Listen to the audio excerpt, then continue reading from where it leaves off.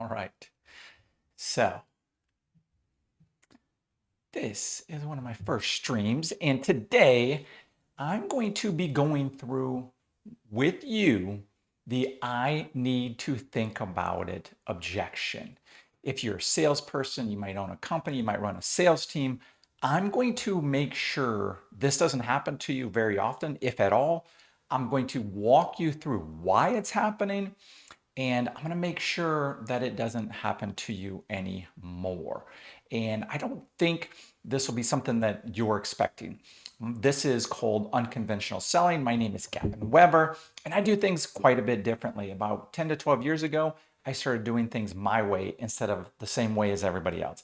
Made a dramatic difference. So I'm tackling this concept of I need to think about it. The client, you do all this stuff, you go through stuff, and they're like, Gavin, sounds good, but I need to think about it. This rarely happens to me anymore. And here's the thing, what happens with this is that, sorry about that, wow, that's, but it's not an objection actually. And this is how I want you to reposition yourself on this. Think about it. It's not an objection. It's a report card on your entire sales process.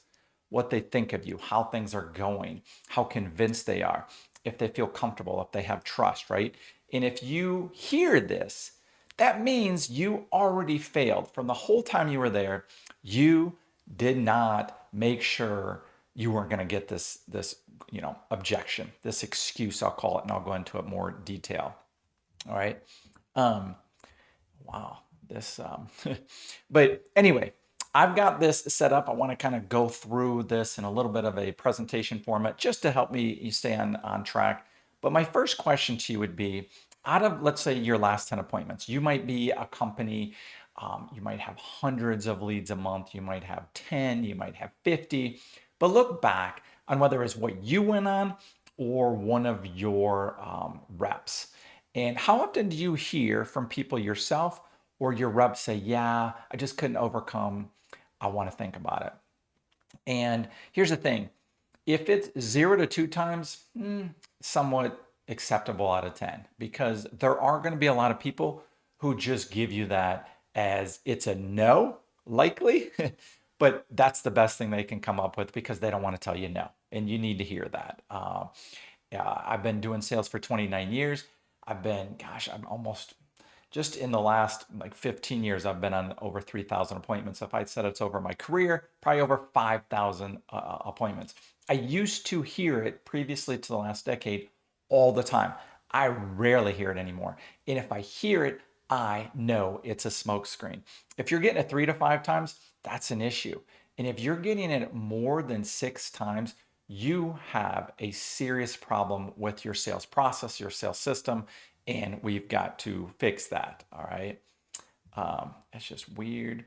When I try to go to the next thing, it wants to skip two. So anyway, here's what they're actually saying to you when they say that they're lacking clarity. They're just not sure. They don't really know what you're going to do for them. And obviously that means you failed. Your process stinks. I want to, when I help my clients, I work with like owners and sales teams to scale their business. And the number one way you can scale your business is through sales, not necessarily more leads, but getting more sales from the leads you already have. And that lack of clarity for what you're going to do for them, who you are as a company, and that you can deliver is going to make them hesitant, or in their mind, they've already said, no way, I'm not working with you. Number two is they don't trust you. And I know these aren't fun to hear. I know people like in their mind, like, oh no, people love me and trust me and stuff. But they may trust you, energetically in front of them right there. Yet they may not trust your company. They might have looked up reviews or they just aren't trusting you, which is probably more likely. And they're just wearing a disguise by saying, oh, we just need time to think about it. We never do anything the first day. That's crap. I mean, the job I've been doing most recently, it's a one call close setting. Um, I, I mean, every day. I've done 515 installations for the product I sell in just over 3 years. And I've only had 3 people not work with me that day. And a lot of people try to use the excuse like, oh, we don't do things the first day. We like to sleep on it. Again, another smokescreen, another excuse to delay of you missing out on your sales system and overcoming that and being ready for that. And that's what we're going to solve today. And then number 3 is just doubt. They doubt that what your price is, what you present to them, that they could maybe do better. I mean, that's it most of the time. That's what you're trying to do, is to convince them to say, hey, we're competitive. You might say you're the highest. You might say you're the lowest. Where are you on the spectrum? And can you prove your point? Can you make the case of where you are? And that's a huge thing. Price conditioning, we'll come back to that at the end, but that's a huge part of the sales system that I use and have been teaching. Okay. Clarity, it kills confusion, right? So when you are clear, crystal clear on who you are as a company, then people are going to be like, oh, I like these guys. That's cool. I get them. I can trust them. Again, exactly how you get them what they want. That clarity is like, we're going to do this. This is what's going to happen. You prove it. You might have, images. You might have testimonials. You might have just a whole system, even like be able to do renderings. But how are you going to get them what they want and prove it to them? And then established early, you check off and before any price. So you're wanting, this is what I say all the time. You should know, and we're going to talk about that, but you should know your objections. You should know what you're going to be up against, and you should be able to have a process that kills those objections before the back end. Do not want them on the back end. Okay, so what I teach, what I've done, is to be very different on purpose. Just about everybody I go up against, and just about every one of you, is doing what you were taught, is doing what was passed down, is doing what you think is best, of course. Yet, if everybody's doing it, it comes across as very salesy. It comes across as, oh my gosh, eye rolls. Sometimes you can see the eye rolls, but a lot of times it's an internal eye roll. Like, oh my gosh, all these guys say the same thing. They're just going to say it's their quality and service and they have integrity and things like that. Meanwhile, I have an integrity picture back there.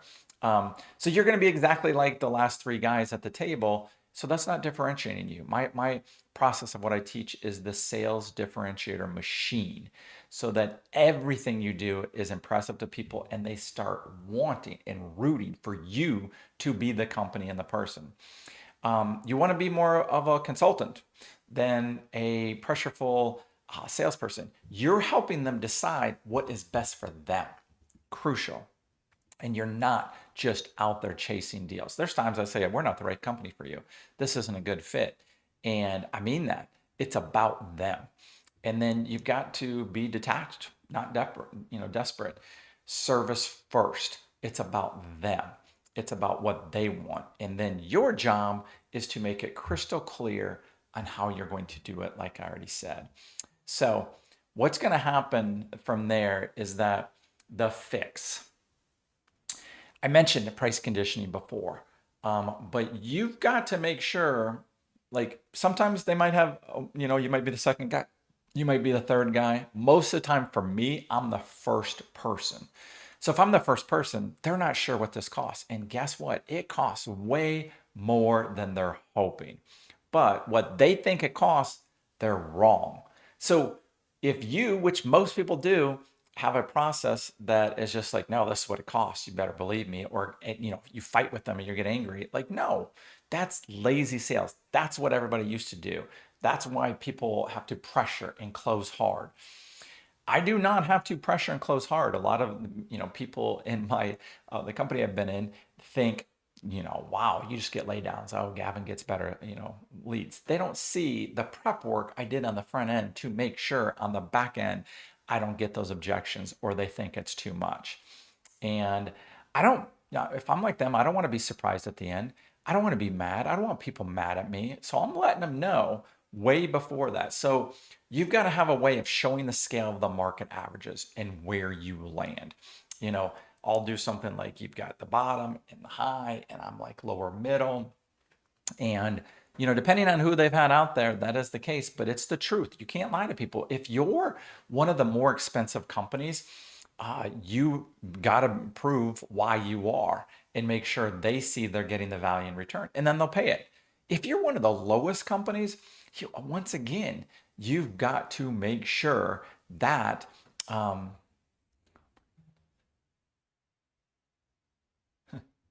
I just realized you guys can't see these, but I'm gonna go with it. It's my first one. It is what it is. So my apologies. I'm learning this, how to do this, and I've decided to do these live because I feel like it's more transparent, it's more authentic, you get more of my personality, and I hate editing. So one of the things that I, preach to people that I coach is you shouldn't be doing things you absolutely hate or aren't good at. And I can do editing, but it's just so time consuming. It slows me down. So I'm creating a process to go on and just do more lives, and I can do this rather quickly. And I just made a mistake by not showing you what the slide does. All right. So back to where we were. Um, so what's going to happen from here is, um, you know, again, you're being the highest price, it's fine. Being the lowest price is fine. But with the lowest price, you better substantiate why you're the lowest price and not just a piece of crap. I don't ever want to work at the lowest price company. You don't want to be that guy. You are going to get nickeled and dimed. Most of the people who are looking for the lowest price are going to be the biggest problem, have the highest expectations, and be a nightmare, and you didn't make as much money as you needed to, and you're scrambling, and your gross and net income is not where it needs to be. So I do not recommend being the lowest, but you better be able to substantiate it if you are. And here's the thing, they can't really say yes or no if they don't really know what the price should be or is. So yeah, I need to think about it is valid if you haven't proven to them what things cost, if you haven't showed them other quotes, if you haven't showed them the industry averages. And if this is not in your presentation, this alone, I mean, I would say there's about 8 little things I do that are gigantic for my closing percentage. I didn't tell you much about who I am, but I used to be a general manager, sales manager, and I just got tired of all that stuff. Another story. But about 12 to 13 years, I went back into sales. I knew I could have less hassle, make more money, but I wanted to do it my way. And doing it my way, one of the things I started doing was price conditioning. Yes, sometimes people go, "Oh, you're just blowing up the lead," because some people are going to be like, "I'm not paying that." Well, no, I just rather bring up that objection earlier and show them that they're probably incorrect on where they stand on that number. I'd rather find out that pretty early. Now, I do it in the middle with my system. I don't just come out and say, "Oh, this is what this is going to cost." Yeah, that's burning a lead. But once I know they like me, they like our company, they're pretty sold on it. I haven't maybe showed them, samples. I haven't gone into too much detail, but I kind of want to set the stage for the next part of this my sales system. And so I will show them and give them a good idea of close to what this going to cost, a range. That's a game changer. That has made a huge difference. And it's one of the big things I teach in my program. So a price with no context is a gallon of milk to someone who's never seen a grocery store. They have to go check, right? So like if you go to the grocery store and you've never bought a gallon of, like, what is it, like 6, 7? I don't buy it anymore, but $6 to $7 a gallon, maybe it's more than that. Um, and you're like, oh my gosh, in my mind, I thought this would be 2 or 3. So then maybe you go online and go, oh, look, Publix or Piggly Wiggly or wherever you're at. You go and you're like, no, that's the going rate. This is the kind of milk I want. This looks good. I'm going to move forward. It is what it is. It's what it costs. But if they don't know, they're going to say, I need to think about it, which is a sign that they are going to go shop you. And the next person, if they're better at that, is probably going to get them as a client. So from there, I want you to go through this like red, yellow, or green, and to really identify where you're at. I'd love to get comments, from you. How good are you at not ever getting, I need to think about it. And again, we all do it, but I know when I get it now, it's BS. I know they have the clarity. I know I've taken them through my process. I know they're scared. I know it's a smokescreen. So if you don't have a process for this, then you don't know. And you don't know where you messed up. You don't have the clarity. But when I know they're saying that, I know it's just a smokescreen, which is huge. So clarity. Do they know exactly what you'll do for them? Red, yellow, or green at the end. If why present the final price if you don't have that clarity? You better make sure that you've, you know, gone through that checklist and that checked all the boxes so you've overcome any of the other objections that could be there. You know, a lot of companies will teach like a pre-close, a trial close. They do that all the way. I just feel like if you do the system, if you follow all the things that you need to handle for objections, it's just not going to come into play. Number two, trust. Do you feel like a consultant or do you feel like a salesperson? You going in there like, oh man, I'm going to close this deal. I'm going to pressure them. I'm going to overcome their objections. I'm going to outsmart them. I'm going to out manipulate them. Or are you going in there to say, I'm a professional, I care about you, I'm going to find out your needs, I'm going to serve you, and I'm on a recommendation that is best for you. And if it's my company, I will say that. If it's not, I will say that too. A radically different energy with that person. I go up against salespeople all the time. I will smoke them because everything I do is completely different than any of them. They will feel sold. They will feel crummy. They will have doubts. They will, feel like, am I empowered? Is this my decision? With me, they're going to be like, no, he's held my hand down the process. This makes sense. It's what I want, a little bit more than I was hoping it would cost, but I'm going to move forward because Gavin took the time to be a consultant rather than a pushy salesperson. It's everything I teach, everything I'm about. My mission is to make sure I want to help the sales world get better. I want to help people make more money, but I also want the clients, the buyers to have a better sales experience. So they're not like, oh my gosh, it's terrible. The amount of stories I hear from people, it's frightening, it's frustrating. It doesn't have to be that way. And then number three, price conditioning. Can they place your number in the market? Can they have an idea of like, okay, here's the cost. And they're like, yeah, I'm pretty convinced this is where it falls. And based on all the things you've shown me, I can decide if I would like to move forward with you or not. And again, I mentioned I'm in a one call close setting. I do teach like basically not a two call close, but not necessarily getting that answer on the first one.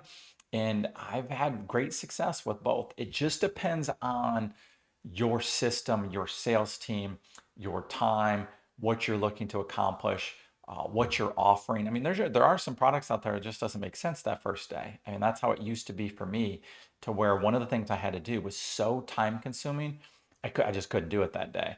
And so now with what I do, it's not time consuming to price it out. It takes me 5 or 10 minutes. I can do a rendering. It makes a lot more sense to not drive back 2 hours and just get a yes or no on that time. Okay. So now, if you want the full system, I have what I basically created is a 7-part email series. And I call it the Uncapped Owner. And it's gonna show you how to increase your sales revenue, your closing percentage over and over and over by 25%. Like that's the goal, is to increase your sales revenue by 25% as quickly as possible. When I first start working with people, can usually do that within 30 days because we're creating the sales differentiator machine for them. And I have all these processes that I've really not only developed, refined, that work amazingly. Even where I've almost always had the highest closing percentage. It's what it's been for the past few years, and um, I'm the top sales rep. And it's because I do things differently than all of them, and I try to share it like I'm going to be sharing with you. But this is what this. I'll give you the link in the description. It may not be there right now if you go look, but how you can sign up for that. It's free. I'm going to be doing some workshops I would highly recommend, but invite you to subscribe. Again, apologize for the not having the slides ready for this yet. I'm looking forward to giving you a lot more lives. My ideal client really is, if you're in sales, subscribe. This is going to help you. But my clients are going to be owners of remodeling companies, specialty contractors that are either doing most of the sales themselves and they would like to scale and they'd like to grow a sales team, what that looks like for like scripting, the process, the system, the growth, the interviewing, the whole thing. This is going to be the way you grow your company and you're not out doing everything. You cannot run your business, all of it, and be in charge of the sales too. Let's fix that. That's my specialty. That's what I've been doing basically for almost 30 years. And I love sales, but I also hate sales. I hate what so many companies do out there. I hate that process done on me. So I'm looking to change that and go ahead and reach out to me, subscribe. You can follow me on Instagram too, where I'm going to have a lot of short things on there, and get on my email list. I'll update you. I'll have a link to that too, where I'll update you when I have new videos out and things that I have as offers. But if this sounds good as a component that you want to make sure in your system you never get, I need to think about it again. Let's talk. Let's go deeper. And again, I'll give you a link on how you can get in touch with me. So hopefully you enjoy this. Would love to get your likes, subscribes, comments. Any of it is appreciative. I'm just kind of starting out on this path. I'm learning this component. I know sales like the back of my hand, but this is all new. So I will talk to you soon. Thanks so much. Bye-bye.